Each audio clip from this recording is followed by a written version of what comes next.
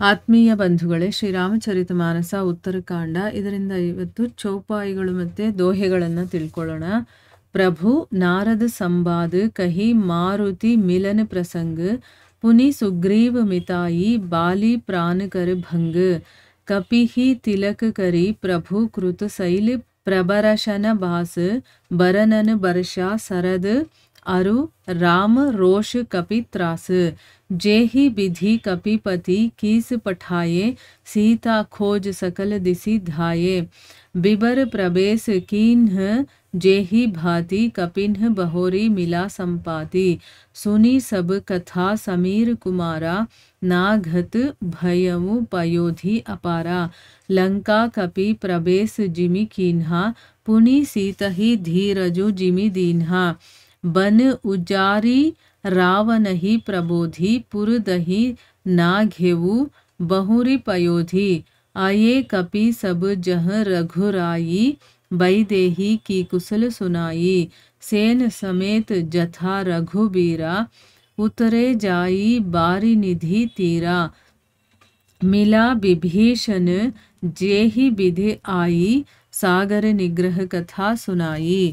ಇವು ಚೌಪಾಯಿಗಳು ಮತ್ತು ದೋಹೆಗಳು. ಈಗ ಇದರ ಅರ್ಥವನ್ನು ತಿಳ್ಕೊಳ್ಳೋದಕ್ಕೆ ಪ್ರಯತ್ನ ಮಾಡೋಣ.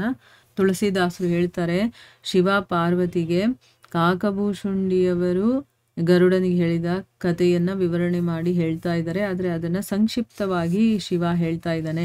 ರಾವಣನಿಗೆ ತನ್ನ ತಂಗಿ ಶೂರ್ಪಣಖಿಯನ್ನ ವಿರೂಪಗೊಳಿಸಿರುವಂಥ ವಿಷಯ, ಕರದೂಷಣರನ್ನು ಕೊಂದಿರುವಂಥ ವಿಷಯ ಎಲ್ಲ ಗೊತ್ತಾಗುವಂಥದ್ದು, ಮತ್ತು ರಾವಣ ಮಾರೀಚರ ಸಂಭಾಷಣೆ, ರಾವಣ ಮಾಯಾಸೀತೆಯನ್ನು ಅಪಹರಣ ಮಾಡಿದ್ದು, ಆಮೇಲೆ ಜಟಾಯುವಿನ ಅಂತ್ಯಕ್ರಿಯೆಯನ್ನು ಮಾಡಿ ರಾಮ ಪಂಪಾ ಸರೋವರನ್ನ ಸೇರಿದ್ದು, ಇದರ ಬಗ್ಗೆ ಎಲ್ಲ ವಿವರಣೆ ಮಾಡಿ ಹೇಳ್ತಾ ಇದ್ರು. ಈಗ ಮುಂದುವರೆದು ಹೇಳ್ತಾರೆ, ಶ್ರೀರಾಮ ಮತ್ತು ನಾರದರ ಸಂವಾದ, ಮಾರುತಿ ಮಿಲನದ ಪ್ರಸಂಗ, ರಾಮ ಹನುಮಂತನನ್ನ ಭೇಟಿ ಮಾಡ್ತಾನಲ್ಲ ಆ ಒಂದು ಪ್ರಸಂಗವನ್ನು ಕೂಡ ಹೇಳಿ, ಸುಗ್ರೀವನ ಜೊತೆ ಆದಂತಹ ಮೈತ್ರಿಯನ್ನ ಮತ್ತೆ ವಾಲಿಯ ವಧೆ ಇದನ್ನೆಲ್ಲ ಕೂಡ ವರ್ಣನೆ ಮಾಡ್ತಾರೆ.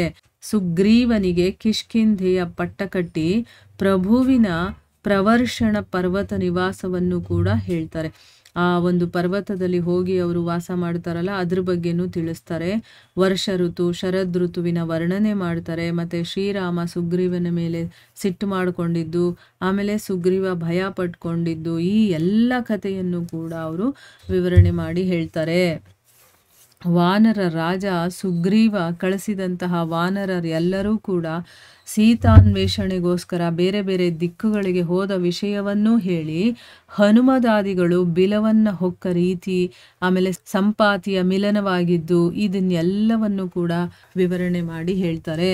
ಆಮೇಲೆ ಸಂಪಾತಿಯಿಂದ ಎಲ್ಲ ವಿಷಯಗಳನ್ನ ಕಥೆಯನ್ನ ಕೇಳಿ ಪವನ ಪುತ್ರ ಹನುಮಂತ ಸಮುದ್ರವನ್ನ ಲಂಘನೆ ಮಾಡಿದ್ದು, ಲಂಕೆಯನ್ನ ಪ್ರವೇಶಿಸಿದ್ದು, ಮತ್ತೆ ಸೀತಾದೇವಿಗೆ ಧೈರ್ಯವನ್ನ ಹೇಳಿದ್ದು, ಸಾಂತ್ವನ ಹೇಳಿದಂತಹ ವೃತ್ತಾಂತವನ್ನು ಕೂಡ ವರ್ಣನೆ ಮಾಡ್ತಾರೆ.